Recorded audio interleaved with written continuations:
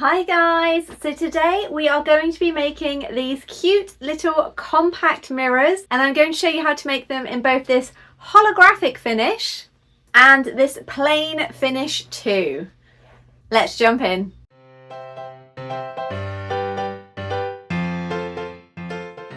So to create these mirrors, you are obviously going to need some sort of design. I will show you how to use both your own artwork, or if drawing isn't your thing, then I will show you how to use Canva to combine elements to create your very own design. For paper, we are going to be using the Paper Cutz 115 GSM photo printer. Paper Cutz are kindly sponsoring today's video, which works out well because I use all of their products for my items anyway. This stuff is fantastic and it works perfectly in the e-badge maker, which I'm going to show you next. This is my badge maker. It doesn't just make badges, it also makes key rings, bottle openers, magnets, and a whole other range of things. I will drop the link for you to check it out in the description box down below. The one that we're going to be using today is 58mm. You will also need a compact mirror component set. This is obviously from eBadges. It's 58mm and works perfectly in their press. To protect your artwork, you can either use the Mylar disc that should come with your compact mirror kit, or I'm also going to be using this cool clear holographic vinyl to give a real shimmery finish. To print, I'm going to be using my Canon IP8750, but you can obviously use whichever printer you have.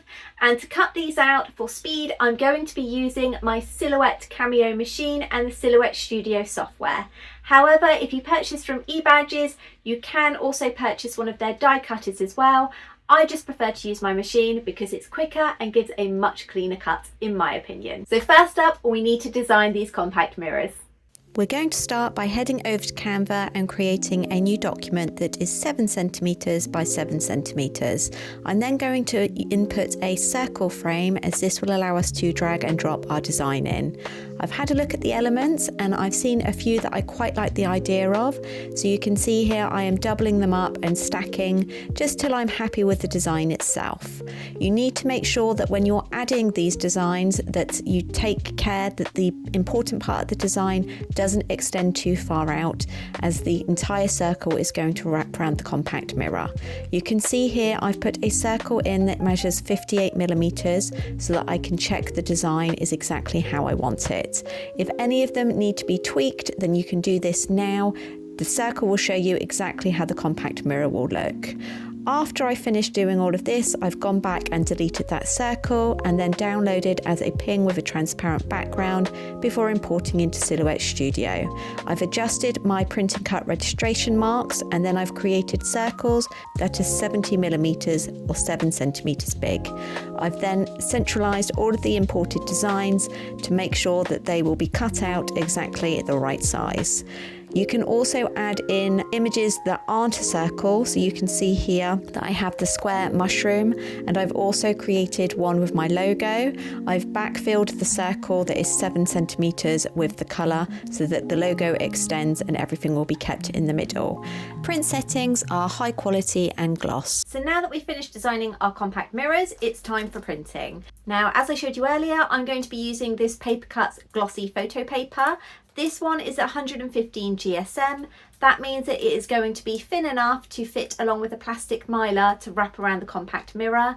And as always, Paper Cutz provides great high quality printing. This one also cuts beautifully with a nice clean finish on my Silhouette Cameo too.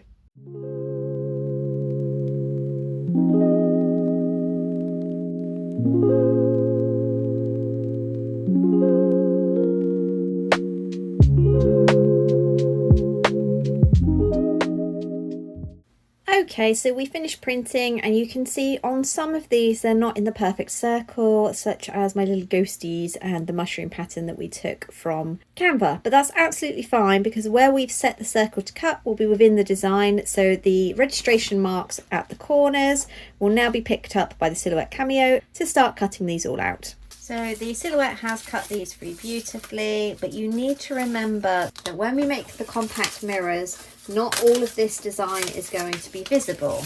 The compact mirror blanks that I use are 58mm big or 5.8 centimeters. This means that it's only going to be the bit in the middle that's actually visible. Now, I mentioned mylar earlier, which is basically the clear plastic that goes over the front of your design and protects it. Now, if you buy your kit from eBadges, this comes with it. Another option though is to buy this holographic vinyl. I purchased mine from Amazon. The links are in the description down below. And the great thing about this is that it looks clear, but there's also a holographic shimmer to it as well. So this looks really good on your designs. And because it is a sturdy plastic, it will also protect them. So we're now going to have a look at making a compact mirror with this stuff rather than just the clear mylar. So the process for using this stuff is exactly the same so far until you get to, after printing it out, we are going to stick this down. Now ordinarily this comes in A4 sheets. However, for these compact mirrors, I've trimmed this one down as I only wanted to do the 6. So you start by peeling off at one edge. This can be a bit tricky to make sure it goes on completely flat, but we will try to smooth things out using a scraper.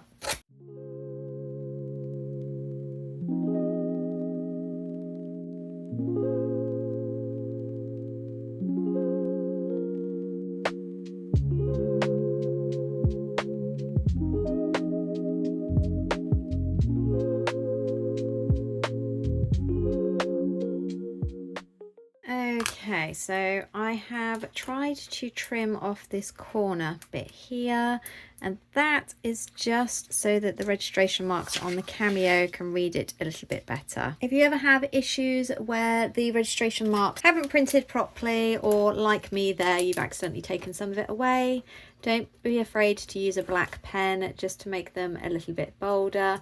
As long as you're in the general area, the machine should still pick them up. So I've used the scraper to go over to make sure that the vinyl is really well attached. I'm going to go over with my favourite tool now, which is my brayer, just to make sure that the contact's really good. And then we're going to cut it exactly the same as normal. The only difference will be is because the cutter needs to go through this vinyl as well, you need to up the force by a couple. Just have a play around to see what settings best suit your machine.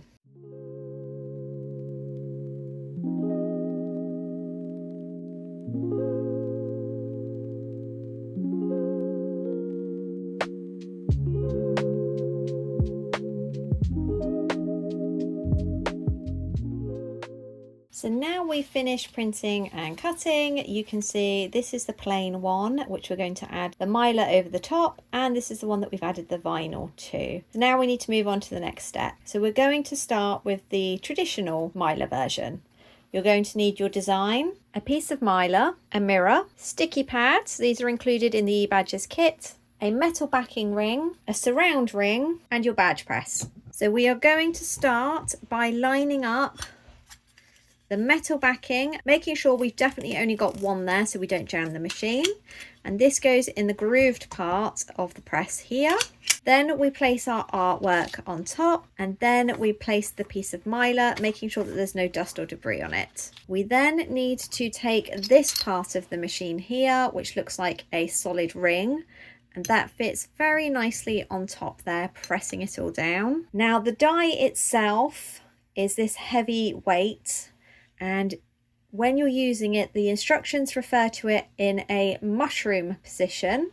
So if I can hold it there, you can see you've got the overlapping flange there with the smaller bit there, so it's like a mushroom. And then for the final press, it becomes the top hat position. So that's flipped round. That's an easy way for you to remember exactly how you're going to use it. So to start with, we need it in the top hat position. So that's with the flange bit at the bottom touching the bottom ring, and there's our artwork inside. And we're going to swing that round and place it underneath the clamp, and then we're going to pull down firmly. That should close with a nice satisfying clunk. And then on this bit here, you will have a spacer ring. Now the eBadges machines are designed to make badges, key rings, magnets, compact mirrors, bottle openers, all different things. You'll need to refer to your manufacturer instructions to find out if you need to have the spacer ring in or not. For the compact mirrors, you do. We are then going to place in our actual metal ring there, and that needs to go so that the flat bit is facing downwards. And that's because we're going to place our mirror side down, so you've got the blank bit inside, and that's going to cup it. Firstly, making sure that it's nice and clean. This one could do with a bit of a scrub. I'm just going to clean that off, give it a little buff. Microfiber is usually better, but this was all I had to hand. So now that that's nice and clean, we're going to place that mirror side down in the middle. And then we're going to use one of these pieces of foam here. It's double-sided sticky, exactly the same as the ones that I use for my shaker cards. And we're going to place that in there, and we're going to peel off the backing. So then we are going to place our artwork over the top into this front one now. And we're going to now move the weight to the mushroom position. So it's going to flip round, and the flange overhang bit is now going to be at the top. And we're going to slide that back round underneath the press, and we need to press really firmly. Now, if that's all done correctly, we should have a sealed mirror. The artwork is all encased. You can see on the edges it's all been crimped underneath the ring itself, and the mirror is looking perfect. So as I explained to you before, the reason that we do the circle bigger and the design is so that you don't have a white area or a void. It all just kind of wraps around. You can see the stars here, if it will focus. There we go. You can see just the stars there on that design have wrapped around. So let's have a look at the difference when we don't need to use the mylar, and instead we're going to use this holographic vinyl transfer one. So we start off exactly the same with our metal backing, which fits in the groove there. We then need to just put our design that's already been covered with the holographic vinyl. Now we don't need to put any acetate. It's already going to be protected by the vinyl. So I've put the clamp ring down, and then remember we are going to go into the top hat position first. So I've put the weight on like so, and then move that round, and we're going to clamp it down. In this part over here, we've put the metal ring with the kind of recess facing upwards, ready for the mirror. Going to give that a clean off to make sure that it is perfect once it's been pressed. And there we go. So that goes mirror side down. We're going to place on one of these foam pads, peel off the backing, and then carefully slide the artwork over, place that on top, and now we're going to go for the mushroom position before pressing it down.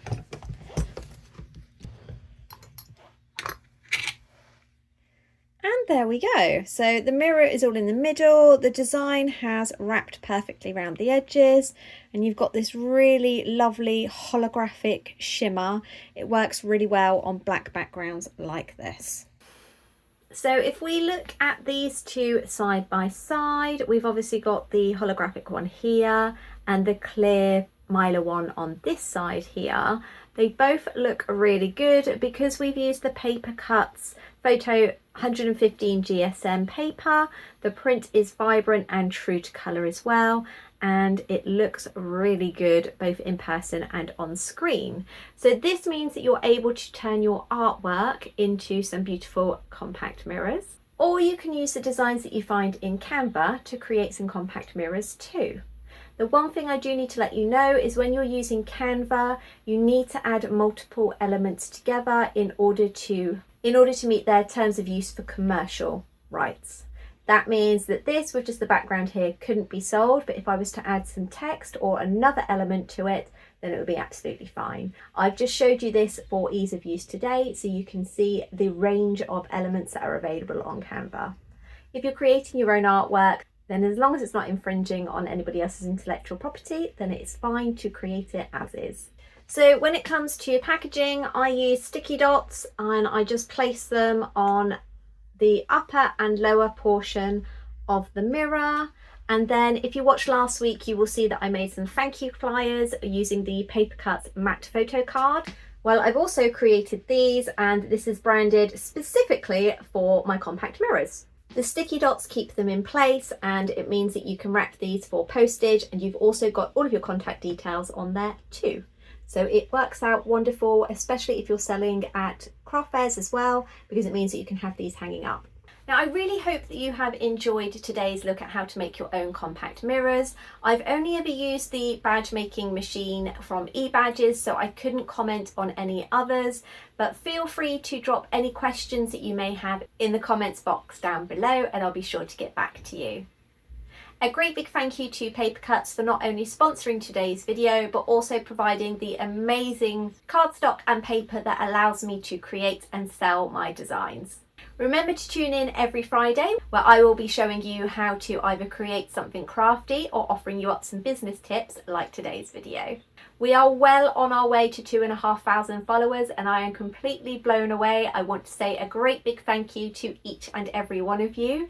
If you like my videos but you haven't subscribed yet, please do. It helps YouTube know that people are actually enjoying them, and in turn YouTube will show them to more people. With that said, I can't wait to see you all next time. Bye!